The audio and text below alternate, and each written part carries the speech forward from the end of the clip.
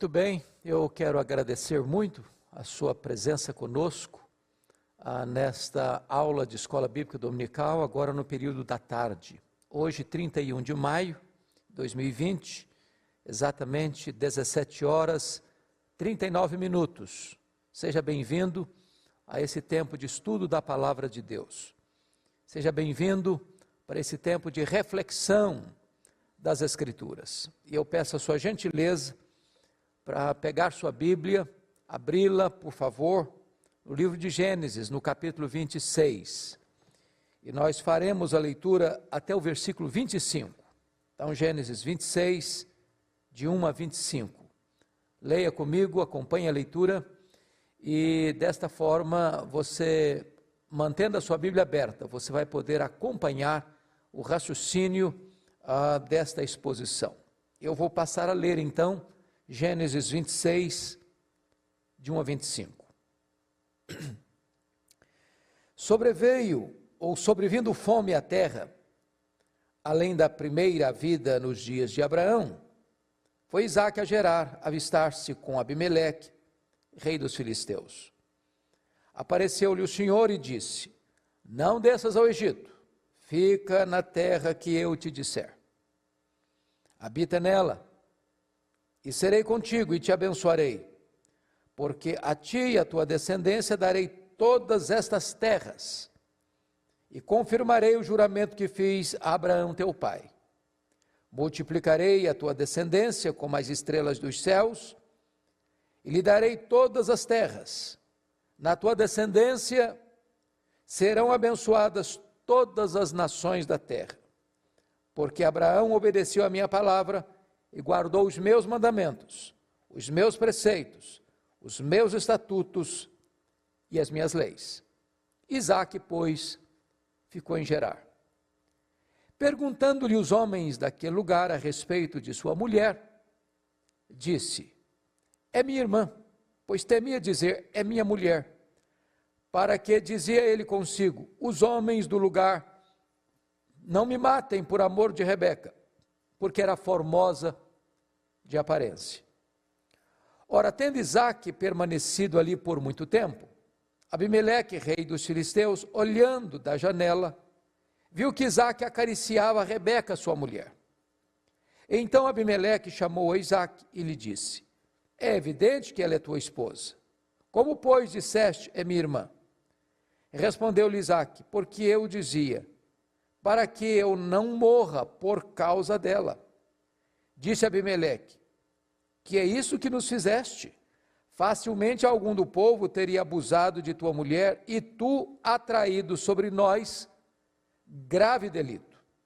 E deu esta ordem a todo o povo: qualquer que tocar a este homem ou a sua mulher, certamente morrerá. Semeou Isaque naquela terra, e no mesmo ano recolheu 100 por 1, porque o Senhor o abençoava. Enriqueceu-se o homem, prosperou, ficou riquíssimo, possuía ovelhas e bois, e grande número de servos, de maneira que os filisteus lhe tinham inveja. E por isso lhe entulharam todos os poços que os servos de seu pai haviam cavado nos dias de Abraão, enchendo-os de terra. Disse Abimeleque a Isaque: aparta-te de nós, porque já és muito mais poderoso do que nós. Então Isaque saiu dali e se acampou no vale de Gerar, onde habitou. E tornou Isaque a abrir os poços que se cavaram nos dias de Abraão, seu pai, porque os filisteus os haviam entulhado depois da morte de Abraão. E lhes deu os mesmos nomes que já seu pai lhes havia posto. Cavaram os servos de Isaque no vale e acharam um poço de água nascente. Mas os pastores de Gerar contenderam com os pastores de Isaque, dizendo: esta água é nossa. Por isso chamou o poço de Ezeque, porque contenderam com ele. Então cavaram outro poço e também por causa desse contenderam. Por isso recebeu o nome de Sitna. Partindo dali, cavou ainda outro poço E como por esse não contenderam, chamou-lhe Reobote e disse: porque agora nos deu lugar o Senhor e prosperaremos na terra. Dali subiu para Berseba. Na mesma noite, lhe apareceu o Senhor e disse: eu sou o Deus de Abraão, teu pai. Não temas, porque eu sou contigo. Abençoar-te-ei e multiplicarei a tua descendência, por amor de Abraão, meu servo. Então levantou ali um altar, e tendo invocado o nome do Senhor, armou a sua tenda, e os servos de Isaque abriram ali um poço. Eu quero pensar com você hoje sobre o seguinte tema: prosperando no deserto e transformando tragédia em triunfo.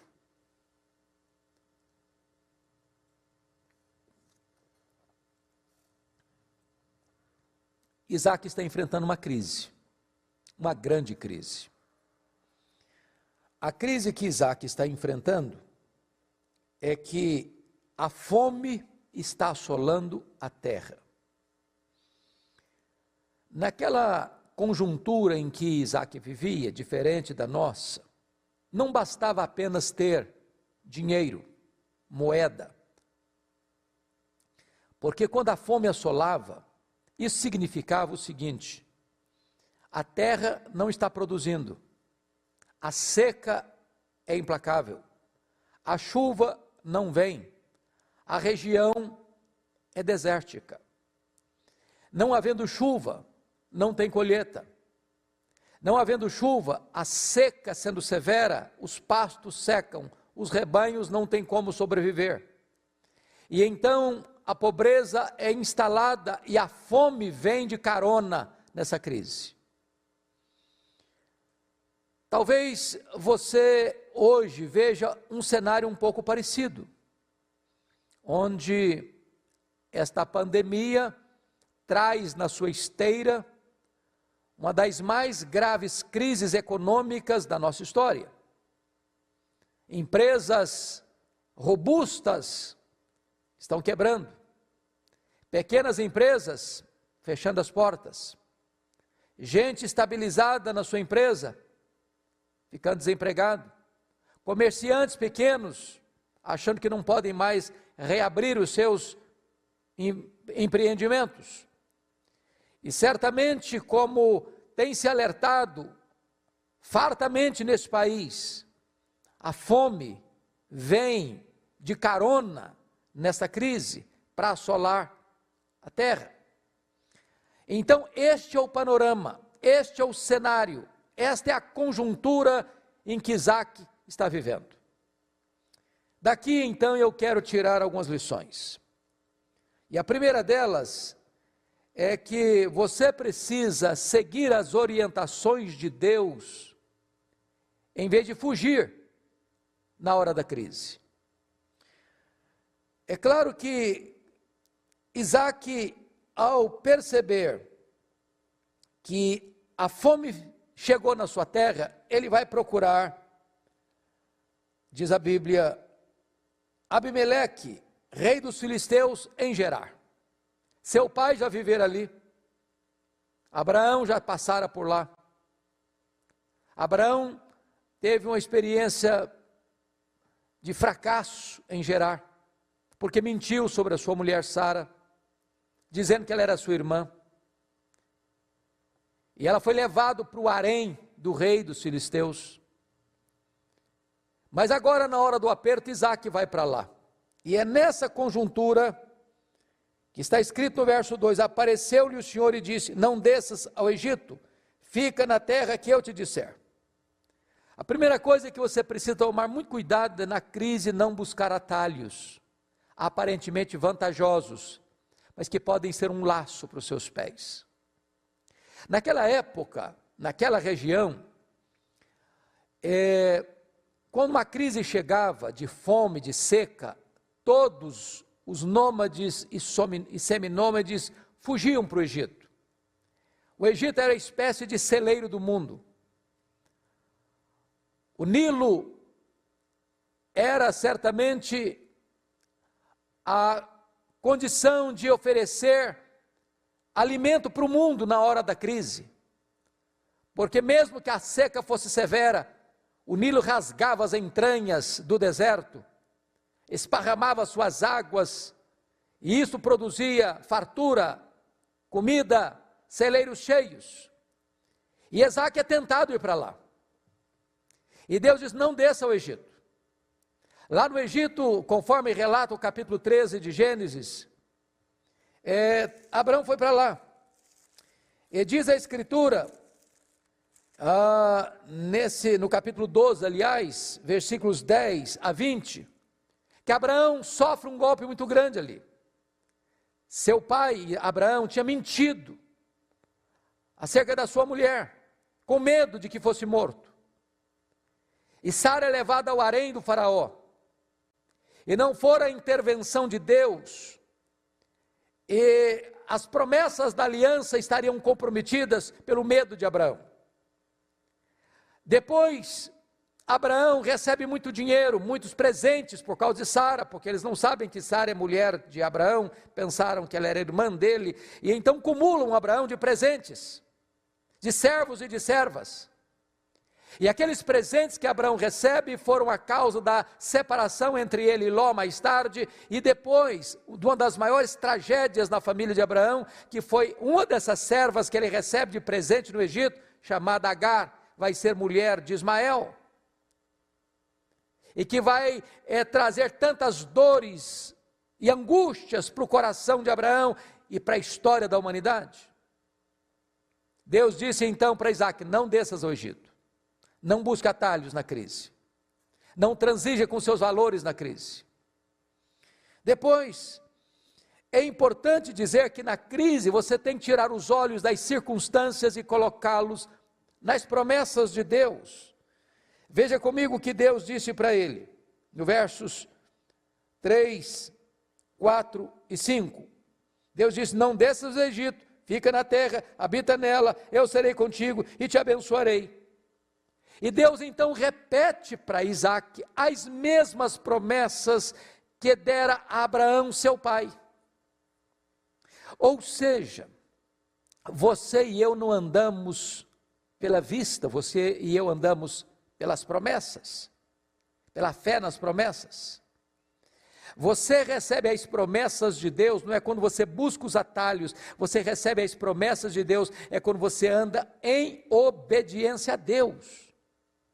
Deus não tem nenhum compromisso com as nossas loucuras, Deus não tem nenhum compromisso com as nossas escolhas erradas, Deus não tem nenhum compromisso em cumprir a sua palavra a nós, quando nós estamos numa rota de desobediência. Mas se você não olhar a circunstância e a despeito da crise, você honrar a Deus, obedecer a Deus, então Deus renova a você as suas promessas, as suas bênçãos. E Deus então promete a Isaac novamente algumas coisas. Primeiro, presença. Segundo, bênção. Terceiro, descendência numerosa. Quarto, descendência multiplicada. E mais do que isso, descendência abençoada. Então tudo aquilo que Deus prometeu a Abraão, Deus repete agora para Isaac. Não olhe para as circunstâncias, Isaac, olha para as minhas promessas. E finalmente, na crise, é preciso obedecer a Deus sem racionalizações. Olha comigo o versículo 6. Isaac, pois, ficou em Gerar. Então preste bem atenção nisso. Gerar era a região onde estava a sede do governo dos filisteus. Abimeleque não é um nome de um rei, é um título do rei. Mesmo título, por exemplo, para Faraó do Egito, Abimeleque era o título do rei dos filisteus. E você percebe que há muitos anos, quando Abraão passou por lá, o rei era chamado também de Abimeleque. Não é a mesma pessoa, mas é o rei que recebe o mesmo título. Então Deus diz para ele, olha, fica, e ele ficou. Deus dá uma ordem, e ele não tenta se justificar, ele não tenta driblar a sua consciência, Ele não tenta fazer provisão para a desobediência. Ele obedece prontamente a Deus sem racionalizações. Pois bem, segunda lição que eu quero tirar aqui com você é que na crise você e eu não podemos transigir com os absolutos de Deus. Olha comigo os versos 7 a 11. Quando então ele vai para Gerar, ele comete o mesmo erro que o seu pai cometeu há tantos anos no passado. Esses homens tinham uma bênção. Todos eles, Abraão, Isaque e Jacó, casaram-se com mulheres muito bonitas. Sara, Rebeca e Raquel. Abraão, com medo de ser morto pelos homens do Egito e de Gerar, por causa da beleza de Sara, mentiu, dizendo que era irmã. O pecado dos pais, de certa forma, são imitados pelos filhos. E agora diz o texto, no versículo 7, que quando Isaque desce a Gerar, entra naquela terra, ele fica com medo dos homens, porque a sua mulher era muito bela, muito formosa. E com medo de que eles pudessem matá-lo por causa da sua mulher, para ficar com ela, ele mente, dizendo que ela era sua irmã. Então eu chamo a sua atenção para 3 pontos aqui. Primeiro, a mentira contada no verso 7. Mentira contada. Perguntando-lhe os homens daquela terra a respeito de sua mulher, diz: é minha irmã, pois temia dizer, é minha mulher, para que dizia consigo os homens do lugar, não me matem por amor de Rebeca, porque era formosa de aparência. A mentira tem pernas curtas. A mentira não vai muito longe. E então, a mentira contada em segundo lugar, vai ser mentira descoberta. Olha comigo o versículo 8. Ora, tendo Isaque permanecido ali muito tempo, ou por muito tempo, Abimeleque, rei dos filisteus, olhando da janela, viu que Isaque acariciava a Rebeca, sua mulher. Então, a máscara caiu. A mentira tornou-se exposta, descoberta. Então, o homem de Deus passa a se tornar mentiroso. Seu testemunho fica maculado, manchado, pela sua covardia. Porque não é um pecado de mentira, é um pecado de egoísmo. Ele está usando a sua mulher para se blindar. O amor do marido pela mulher tem que ser um amor sacrificial. A Bíblia diz que Cristo amou a igreja, a si mesmo se entregou por ela, morreu por ela, e é desta maneira que o marido deve amar a mulher, não fazer da mulher um escudo para se proteger. Então ele foi covarde, ele foi egoísta, ele colocou a sua mulher na vitrine, ele usou um atributo da sua mulher, a sua beleza, como um escudo para ele, para que ele não fosse morto. Faltou-lhe amor à sua mulher, porque no amor não tem medo, o amor lança fora todo medo. Faltou a ele fidelidade à sua mulher, porque ela poderia ser abusada naquela terra pela mentira dele, pela covardia dele, pela fraqueza moral dele. Mas em terceiro lugar, a mentira contada vai ser, em segundo lugar, a mentira descoberta. E em terceiro lugar, a mentira descoberta vai ser mentira reprovada. Olha o versículo 10 e 11 comigo. Disse Abimeleque: que é isso que nos fizeste? Facilmente algum do povo teria abusado de tua mulher, e tu atraído sobre nós grande delito. E deu esta ordem a todo o povo: qualquer que tocar este homem ou a sua mulher, certamente morrerá. Mentira contada, mentira descoberta, mentira reprovada. Agora o homem de Deus está sendo exortado, repreendido por um rei pagão.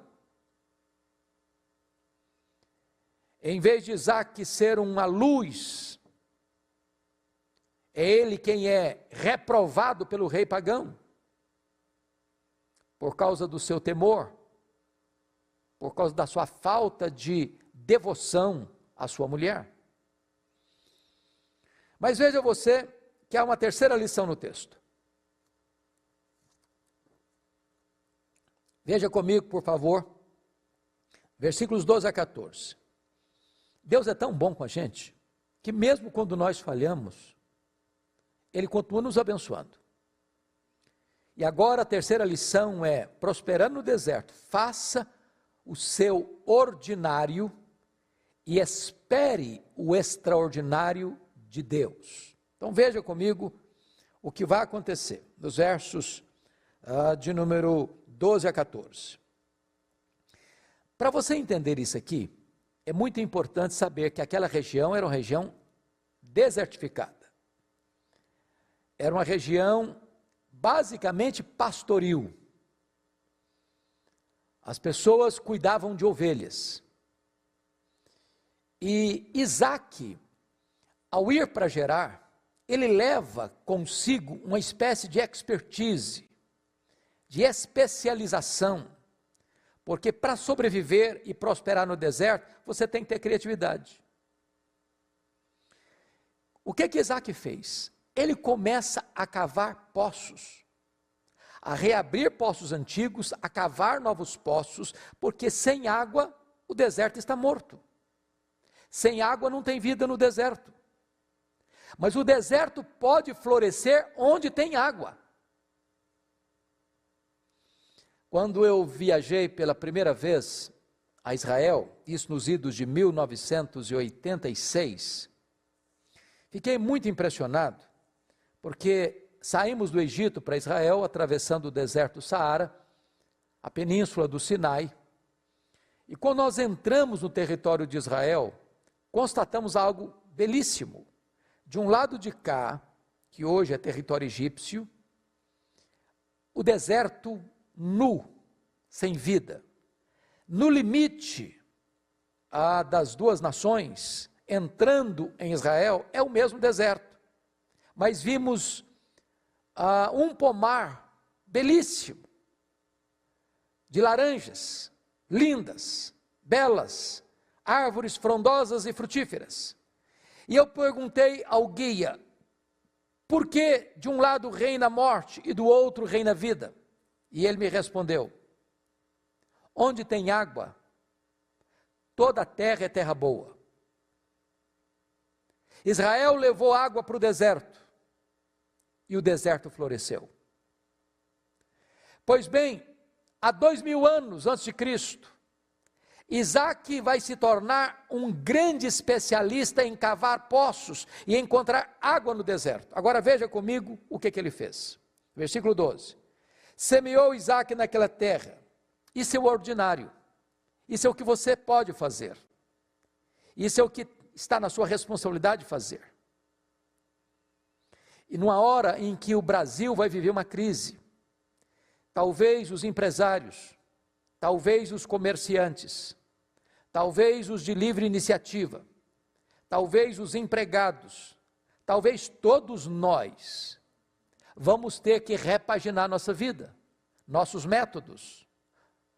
Talvez todos nós vamos precisar buscar alguma especialização, alguma expertise, porque a crise sempre foi momento de criatividade. Por exemplo, a medicina avançou profundamente, de forma magnífica, exatamente quando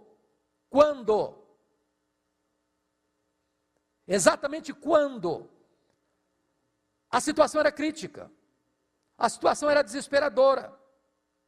É agora que nós poderemos encontrar uma medicação preventiva para resolver essa problemática da saúde mundial. Talvez as grandes empresas vão ter que reestudar seus métodos, buscar novas informações, novos conhecimentos, novas pesquisas. É hora de começar a cavar poços no deserto. E foi o que Isaac fez.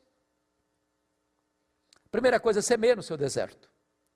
Você que talvez não vai ter mais jeito, a minha empresa vai fechar, meu comércio vai fechar, minha indústria vai fechar, meus negócios vão dar por água abaixo, eu não vou conseguir mais coisa nenhuma na vida, pois eu quero encorajar você a ser como Isaac, a semear no seu deserto. O ordinário é você quem vai fazer. Agora veja o extraordinário. Versículo 12. E no mesmo ano recolheu 100 por 1, porque o Senhor o abençoava.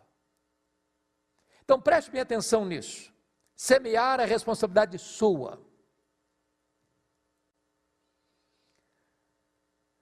Receber uma colheita de 100 por 1 é bênção de Deus. Quando você faz com entusiasmo, não apostando na crise, mas crendo na possibilidade da vitória, e semeia no seu deserto, Deus é poderoso para reverter isso e trazer para você uma colheita surpreendente. Olha o verso 13 comigo. Enriqueceu-se o homem, prosperou, ficou riquíssimo. Olha o verso 14. Possuía ovelhas e bois e grande número de servos, de maneira que os filisteus lhe tinham inveja. Então, é possível prosperar no deserto. Alguém já disse que a crise é uma encruzilhada, onde uns põem o pé na ladeira do fracasso, do pessimismo e da derrota, outros colocam os pés na estrada da confiança, da fé, do entusiasmo e da prosperidade. A crise revela os fracassados e a crise revela os heróis. Talvez alguém dissesse para Isaac: ô Isaac, aqui não adianta semear, você vai perder tempo, você vai perder semente. Você não está vendo que nós estamos vivendo uma crise?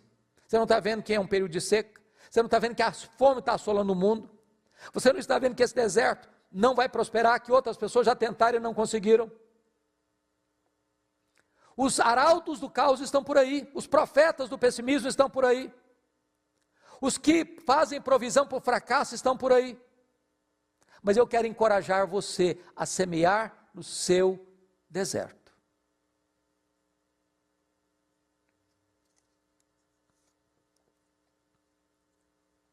Quarta lição que esse texto nos ensina. Na crise, proteja o seu coração de amargura, em vez de ficar brigando pelos seus direitos. O que é prosperidade? Não é só dinheiro, não é só riqueza. A palavra prosperidade à luz da Bíblia tem muito mais a ver do que simplesmente posse de bens, mas é paz de espírito. Há muitas pessoas pobres, prósperas, e há muitas pessoas ricas, miseráveis. Provérbios diz que há muitos que se dizem ricos sendo pobres, e há muitos que se dizem pobres sendo ricos. A Bíblia diz que é melhor um prato de verdura do que uma casa e uma panela cheia de carne onde há contenda. O rico é aquele que bota a cabeça no travesseiro e dorme.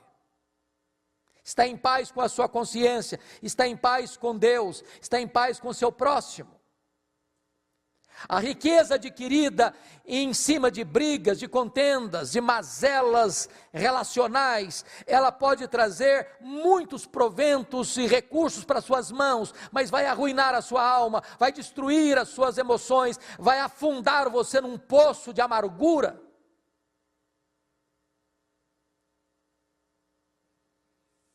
Então veja comigo o que vai acontecer. Primeiro, o versículo 14 nos informa que a prosperidade de Isaac produz a inveja dos filisteus.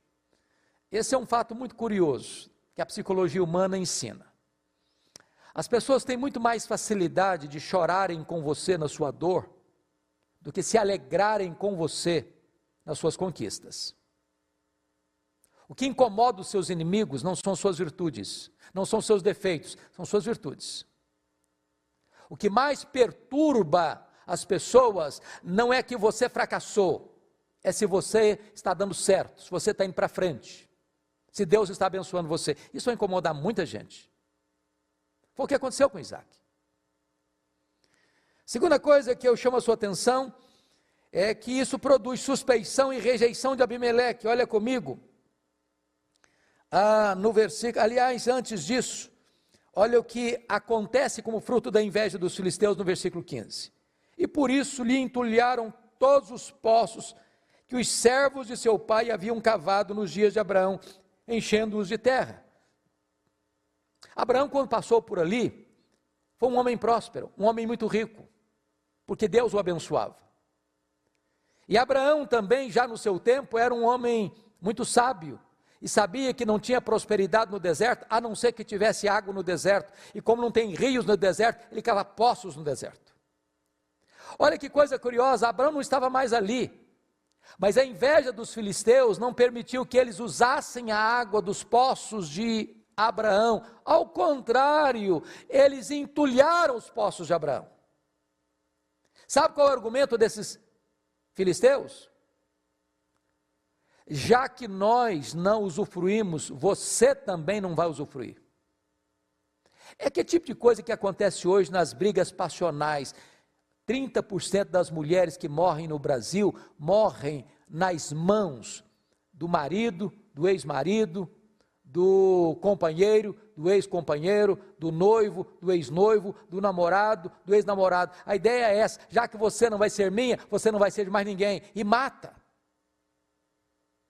Essa é a mesma filosofia aqui. Já que você que descobriu esse poço, pois bem, nós não temos água, também você não terá, nós vamos entulhar os seus poços. Agora, olha a atitude do rei dos filisteus, no versículo 16. Disse Abimeleque a Isaac: aparta-te de nós, porque já és muito poderoso, ou melhor, és muito mais poderoso do que nós.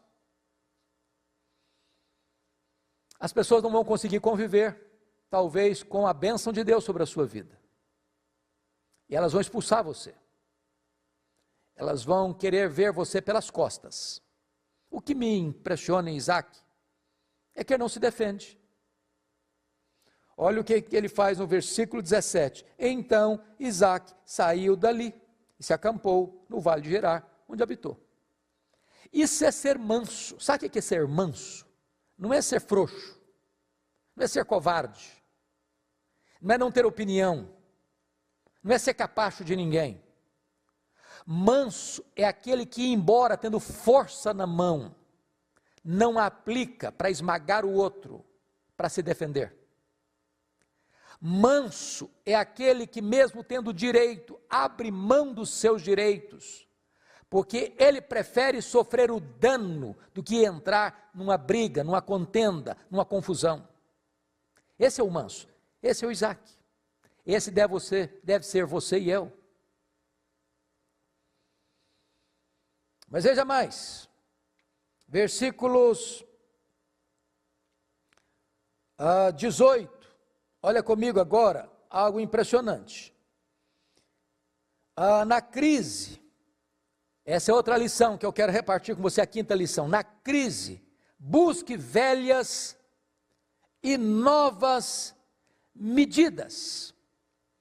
Primeiramente, olhe o versículo 18 comigo. E tornou Isaac a abrir os poços que se cavaram nos dias de Abraão, seu pai, porque os filisteus os haviam entulhado depois da morte de Abraão, e lhes deu os mesmos nomes que já seu pai lhes havia posto.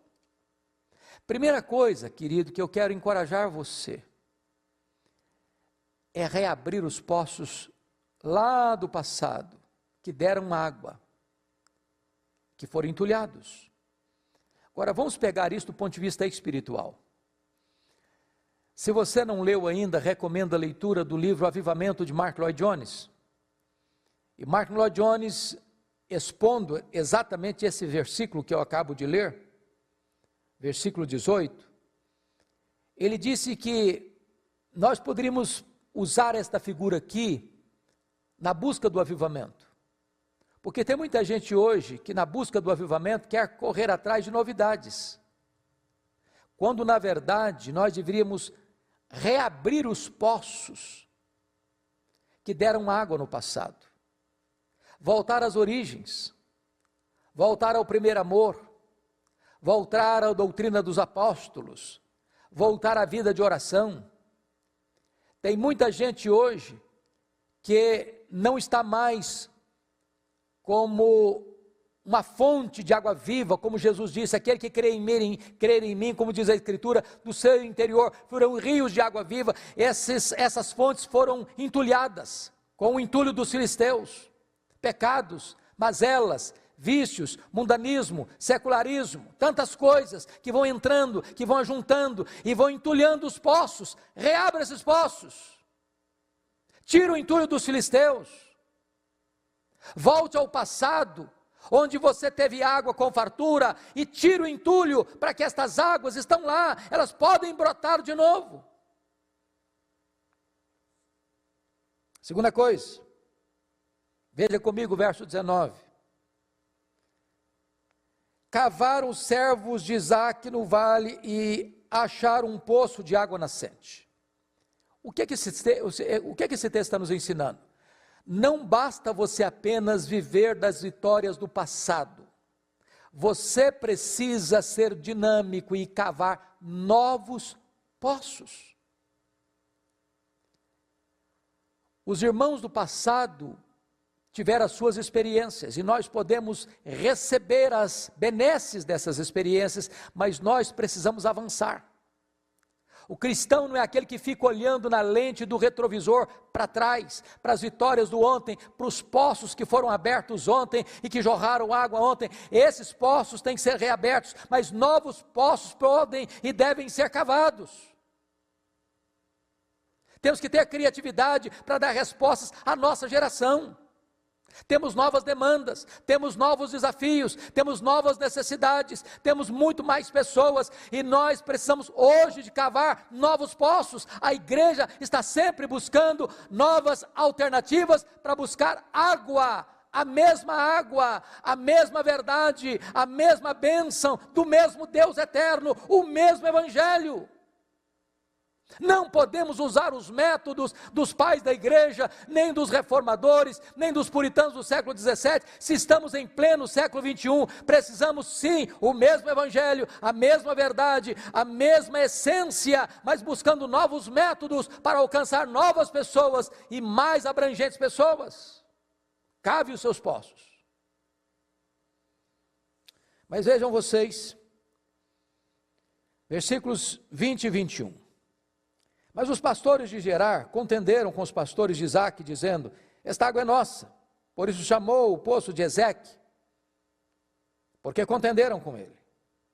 Então cavaram outro poço, e também por causa desse contenderam, por isso recebeu o nome de Sitna. Partindo dali, cavou ainda outro poço, e como por esse não contenderam, chamou-lhe Reobote e disse: porque agora nos deu lugar o Senhor e prosperaremos na terra. O que Isaque está nos ensinando aqui é que nós não fomos chamados para contender, nós fomos chamados para sermos uma bênção. Tem hora que as pessoas vão querer muito que você contenda com elas, elas provocam você, elas entulham os seus poços, e você vai lá e reabre esses poços. E agora você cava um poço, e veja você de água nascente, água permanente. Fato espetacular num deserto, fonte de uma riqueza no deserto. E diz o texto, veja comigo, versículo 20, que os pastores de Gerar contenderam com os pastores de Isaque, dizendo: esta água é nossa. Isaque poderia ter declarado uma guerra ali. O próprio rei de Gerar tinha reconhecido que Isaque era mais poderoso do que eles. Mas Isaque toma uma decisão. Ele não entra nessa briga. Ele não entra nessa contenda. Quantas energias gastas hoje domesticamente? quantas brigas desnecessárias, quantas querelas nas redes sociais, quantos ataques. É hora de você parar e perceber o seguinte: não vale a pena você ganhar uma briga e perder a sua paz, e perder a sua alegria, e perder aquilo que Deus chamou você para fazer prosperar no seu deserto. Então diz a Escritura, no verso 21, que os servos ou os pastores de Isaque cavaram outro poço, e também por causa desse, contenderam. E Isaque não fica ali contendendo, ele caminha para frente, ele vai à frente, ele entende uma coisa: Deus não o chamou para brigar, Deus o chamou para ser uma bênção, para ser o herdeiro da promessa, para ser pai de multidões, e ele não quer gastar sua energia, nem seu tempo, com seus críticos, nem com seus contendores, ele vai para frente. E olha comigo o verso 22, partindo dali, cavou ainda outro poço, e como por esse poço não contenderam, chamou-lhe Reobote, diz: agora Deus me deu largueza, agora Deus me deu espaço, agora eu vou prosperar. Deixa eu dizer algo muito importante a você, eu não conheço a realidade da sua vida, nos detalhes, mas aqui há um ponto fundamental: seja um pacificador. No que depender de você, tenha paz com todos os homens. Fuja de brigas, fuja de contendas, fuja de querelas, seja dentro da sua casa, seja no seu trabalho, seja nos seus negócios, seja nos seus relacionamentos, seja dentro da igreja. Fuja. Deus vai honrar a sua atitude. Vai chegar um momento em que seus críticos ou seus perseguidores não terão mais condições de continuar essa contenda, porque verão a bênção de Deus sobre a sua vida.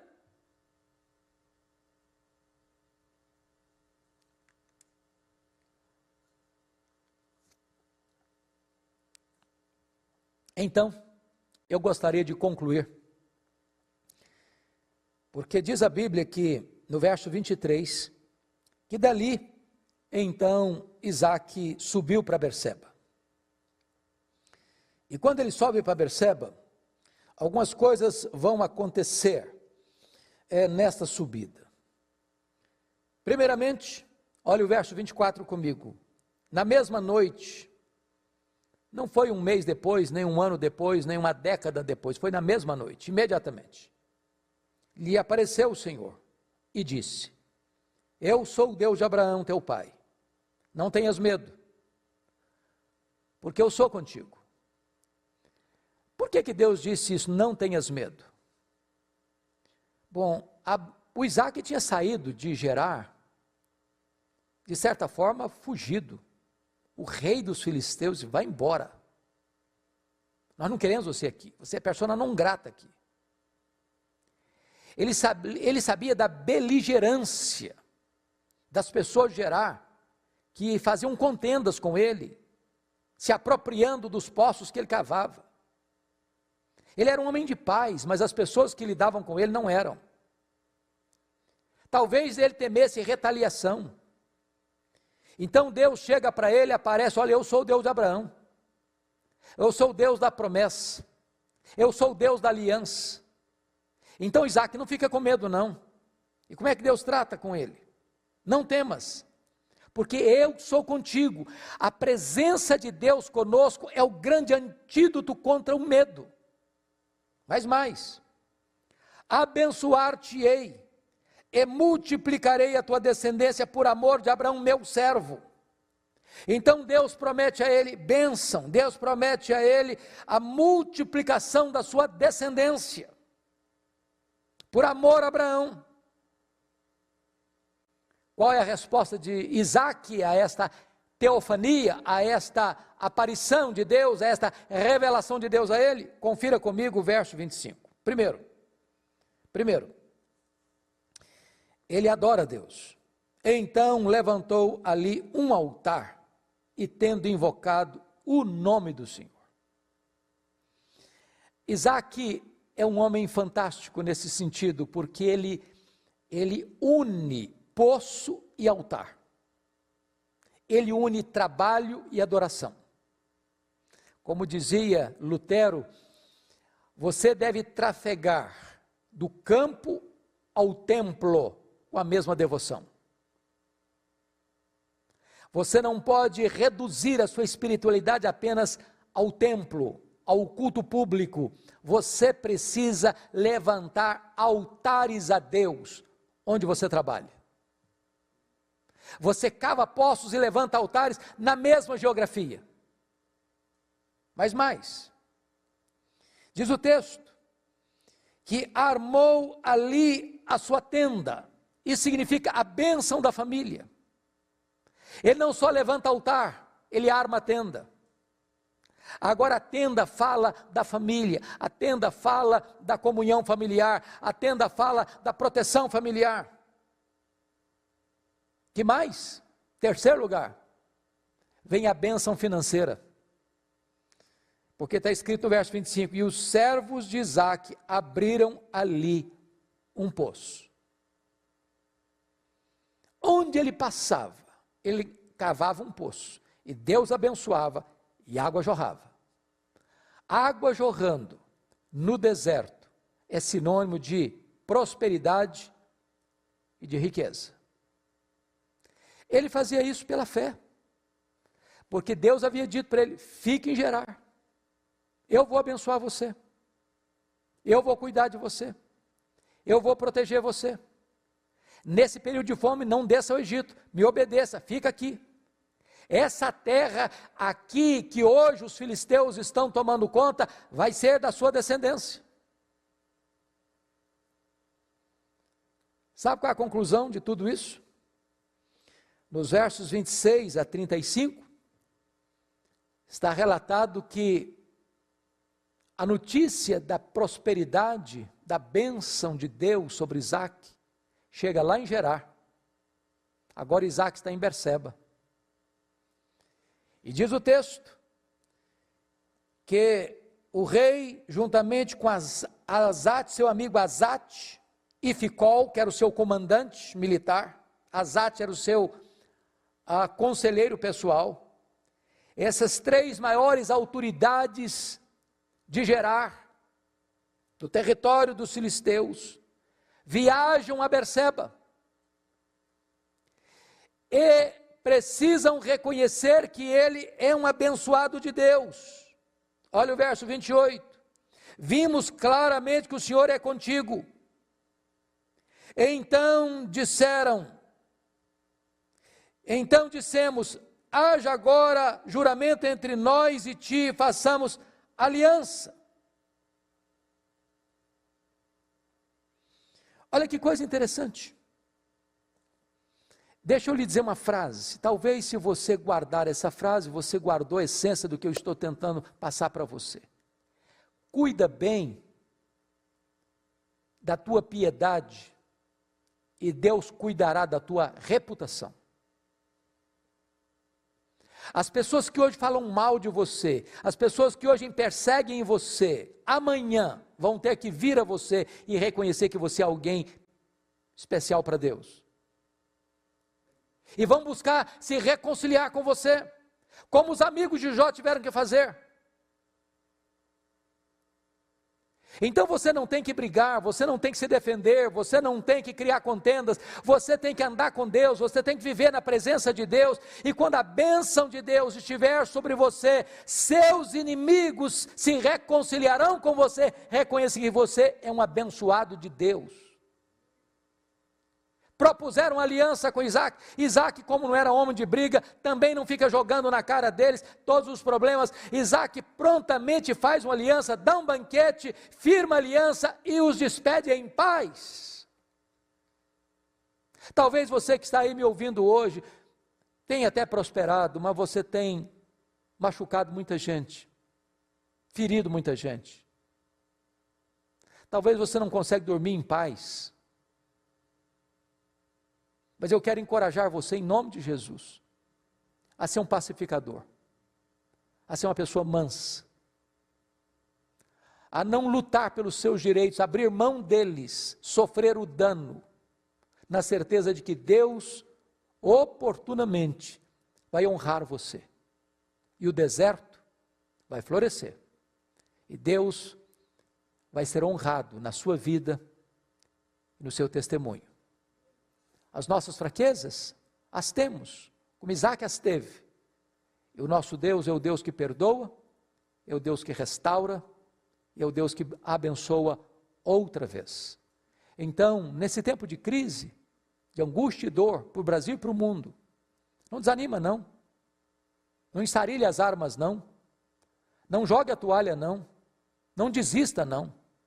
Entenda uma coisa, não busque alternativas, atalhos, não transija com os valores absolutos, semeia no seu deserto, abra os seus poços, reabra os poços antigos, pare de contender, e Deus há de abençoar sua vida, Deus há de abençoar.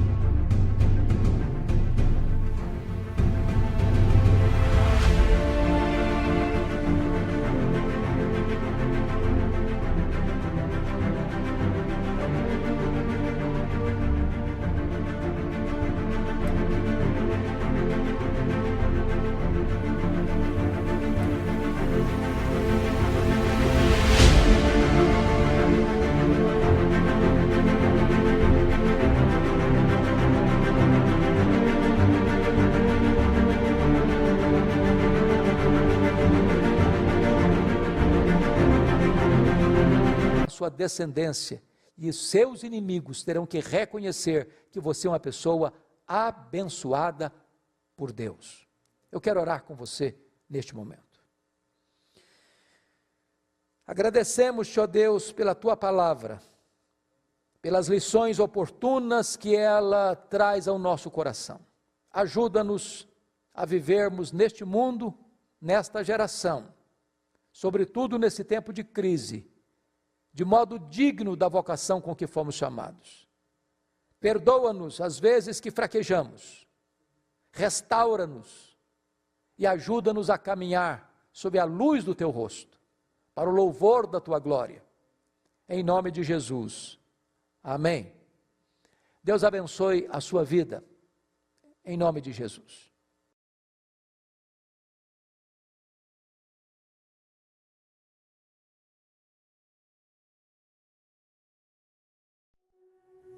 In the heart of winter where the cold winds blow, snowflakes dance in silence in the moon's soft glow. The world is wrapped in a blanket of white. In the still of the night, everything feels right. Frost on the window, a crystal display.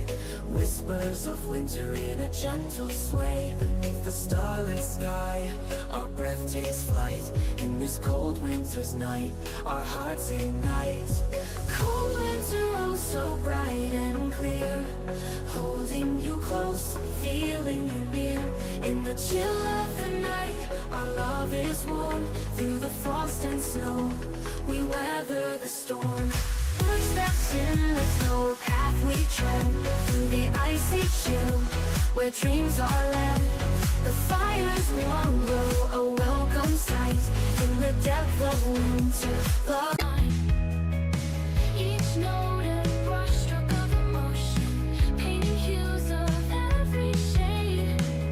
The female vocals breathe life into a song that won't fade. Deep within the music's embrace, I find solace in this space, where the lyrics intertwine with the beats of time. As the music evolves and shifts, I surrender.